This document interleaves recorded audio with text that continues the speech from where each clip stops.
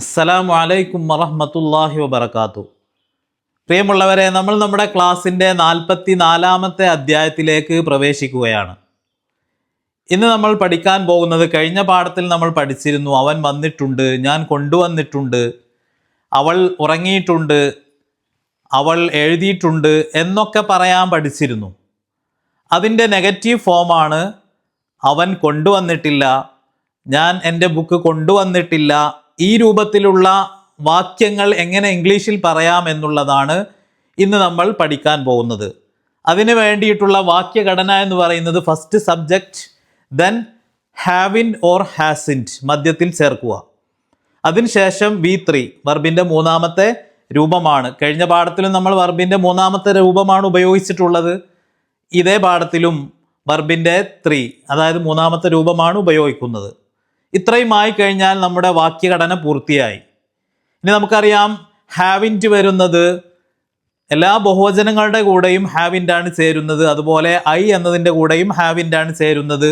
U എന്നതിൻ്റെ കൂടെയും ഹാവിൻ്റാണ് ചേരുന്നത്. അപ്പോൾ ഐ യു ഒഴികെയുള്ള എല്ലാ ഏകവചനങ്ങളുടെയും കൂടെ ഹാസിൻറ്റും ചേരും. ഇത്രയാണ് അതിൽ നാം മനസ്സിലാക്കാനുള്ളത്. ഇനി ഉദാഹരണത്തിലേക്ക് പോകാം. ഇപ്പോൾ ദേ ഹാവിൻറ്റ് കോട്ട്, അർത്ഥം ദേ ഹാവിൻ കോട്ട്, ക്യാച്ച് എന്ന് പറഞ്ഞാൽ അർത്ഥം പിടിക്കുക എന്നാണ്. അതിൻ്റെ സെക്കൻഡ് ആൻഡ് തേർഡ് ഫോമാണ് കോട്ട്, കോട്ട്. അപ്പോൾ ദേ ഹാവിൻ കോട്ട്, അവർ പിടിച്ചിട്ടില്ല എന്നാണ് അർത്ഥം വരിക. They haven't caught that ball, അവർ ആ ബോൾ പിടിച്ചിട്ടില്ല എന്നർത്ഥം കിട്ടും. അപ്പോൾ ദേ ഹാവിൻ കോട്ട്, അവർ പിടിച്ചിട്ടില്ല. ദേ ഹാവിൻ കോട്ട് തീഫ്, അവർ കള്ളനെ പിടിച്ചിട്ടില്ല. ഇതാണ് നമുക്ക് കിട്ടുന്ന അർത്ഥം. ഇപ്രകാരം തന്നെയാണ് ഹാവിൻറ്റ് തന്നെയാണ് ഉപയോഗിക്കുക. യു വന്നാലും വി വന്നാലും അപ്രകാരം ബഹുവചനങ്ങൾ ഏത് വന്നാലും, boys, girls, father and mother, brother and sister, ഇങ്ങനെയുള്ള ആൻഡ് വെച്ചിട്ടുള്ള ബഹുവചനങ്ങൾ വരുമ്പോഴും ഒക്കെ ഈ ഹാവിൻ്റാണ് നമ്മൾ ചേർക്കുന്നത്. ഉദാഹരണത്തിന്, brother and sister haven't gone there, സഹോദരനും സഹോദരിയും അവിടെ പോയിട്ടില്ല. Brother and sister haven't brought their books, സഹോദരനും സഹോദരിയും അവരുടെ ബുക്ക് കൊണ്ടുവന്നിട്ടില്ല. ഈ രീതിയിൽ ഏത് ബഹുവചനങ്ങൾ വരുമ്പോഴും നമ്മൾ മധ്യത്തിൽ ഹാവിൻറ്റ് ചേർക്കും. ഉദാഹരണത്തിന്, ബോയ്സ് ഹാവിൻ കോട്ട്, ആൺകുട്ടികൾ പിടിച്ചിട്ടില്ല. ഗേൾസ് ഹാവിൻ കോട്ട്, പെൺകുട്ടികൾ പിടിച്ചിട്ടില്ല. വി ഹാവിൻ കോട്ട്, ഞങ്ങൾ പിടിച്ചിട്ടില്ല. You haven't caught that ball, നീ ആ ബോൾ പിടിച്ചിട്ടില്ല. ഇങ്ങനെ നമുക്ക് അർത്ഥം കിട്ടുന്നതാണ്. ഇനി നമുക്ക് മറ്റു ഉദാഹരണത്തിലേക്ക് പോകാം. ഐ വന്നാലും ഇങ്ങനെ തന്നെയാണ്. ഐ ഹാവിൻ ബ്രോട്ട്, ഞാൻ കൊണ്ടുവന്നിട്ടില്ല. ബ്രിങ് എന്നതിൻ്റെ മൂന്നാമത്തെ രൂപമാണ് brought. Bring, brought, brought. Second and third brought, brought എന്നുള്ളതാണ്. ബ്രിങ് എന്ന് പറഞ്ഞാൽ കൊണ്ടുവരിക, ബ്രോട്ട് എന്ന് പറഞ്ഞാൽ കൊണ്ടുവന്നു, രണ്ടാമത്തെ രൂപത്തിൻ്റെ അർത്ഥം അങ്ങനെയാണ്. മൂന്നാമത്തെ ബ്രോട്ട് എന്ന് പറഞ്ഞാൽ കൊണ്ടുവരപ്പെട്ട എന്നാണ്. ഒറ്റ വാക്കായിട്ട് വരുമ്പോൾ അതിൻ്റെ അർത്ഥം ഈ സെൻറ്റൻസിൽ ചേരുമ്പോൾ ഐ ഹാവിൻ ബ്രോട്ട് ദം, ഞാൻ അവരെ കൊണ്ടുവന്നിട്ടില്ല. I haven't brought my book, ഞാൻ എൻ്റെ ബുക്ക് കൊണ്ടുവന്നിട്ടില്ല. ഈ അർത്ഥമാണ് നമുക്ക് കിട്ടുന്നത്. She hasn't brought her bag, അവൾ അവളുടെ ബാഗ് കൊണ്ടുവന്നിട്ടില്ല. അപ്പോൾ ബ്രിങ്ങിൻ്റെ അർത്ഥം കൊണ്ടുവരിക എന്നാണ്. അതിൻ്റെ second and third form brought, brought എന്ന് തന്നെയാണ്. സെക്കൻഡ് ആൻഡ് തേർഡും ബ്രോട്ട്, ബ്രോട്ട് എന്നുള്ളതാണ്. അപ്പോൾ അതിൽ നിന്ന് നമ്മൾ മൂന്നാമത്തെ രൂപമാണ് ഇവിടെ ഉപയോഗിച്ചിട്ടുള്ളത്. രണ്ടാമത്തെ രൂപവും ഇത് തന്നെയാണ്. ഐ ഹാവ് ഇൻ ബ്രോട്ട്, ഞാൻ കൊണ്ടുവന്നിട്ടില്ല അർത്ഥം എഴുതിയിട്ടുണ്ട്.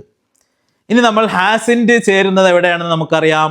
ഐ യു ഒഴികെയുള്ള എല്ലാ ഏകവചനങ്ങളുടെയും കൂടെ ഹാസിൻ്റാണ് നമ്മൾ ചേർക്കുന്നത്. ഇപ്പോൾ ഷീ ഹാസിൻ ബോട്ട്, അവൾ വാങ്ങിയിട്ടില്ല.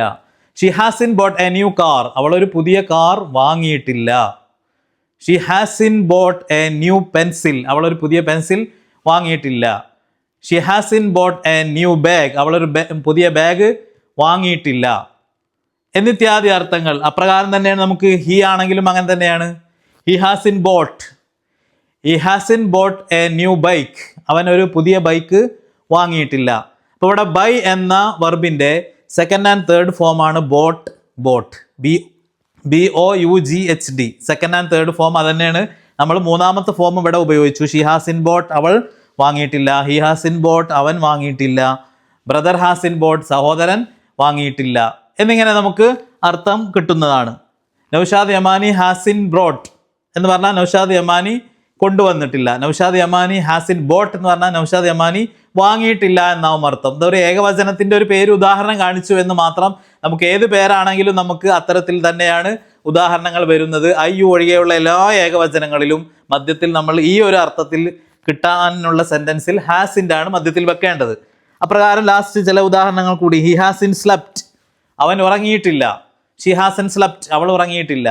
Brother hasn't slept, sister hasn't slept, my child hasn't slept, എൻ്റെ കുട്ടി ഉറങ്ങിയിട്ടില്ല എന്നാണെങ്കിൽ മൈ ചൈൽഡ് ആണ് അവിടെ സബ്ജക്റ്റ്. അപ്പോൾ ഹാസിൻഡ് ഏകവചനമായതുകൊണ്ട്. അതിനുശേഷം വെർബിൻ്റെ സ്ലീപ്പ് എന്നതിൻ്റെ മൂന്നാമത്തെ രൂപം സ്ലപ്റ്റ്. സെക്കൻഡ് ഫോമും സ്ലപ്റ്റ് തന്നെയാണ്. Sleep, slept, slept. നമുക്കിവിടെ മൂന്നാമത്തെ രൂപമാണ് ഉപയോഗം.